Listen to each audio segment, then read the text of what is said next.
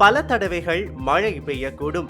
மேல் சப்ரகமுவ மற்றும் வடமேல் மாகாணங்களிலும், நுவரெலியா, கண்டி, காலி மற்றும் மாத்தறை மாவட்டங்களிலும் இன்று பல தடவைகள் மழை பெய்யக்கூடும் என வளிமண்டலவியல் திணைக்களம் தெரிவிக்கின்றது. மேலும் ஊவா மாகாணத்திலும், அம்பாறை மற்றும் மட்டக்களப்பு மாவட்டங்களிலும் மாலை அல்லது இரவு நேரங்களில் சில இடங்களில் மழை அல்லது இடியுடன் கூடிய மழை பெய்ய வாய்ப்புள்ளது.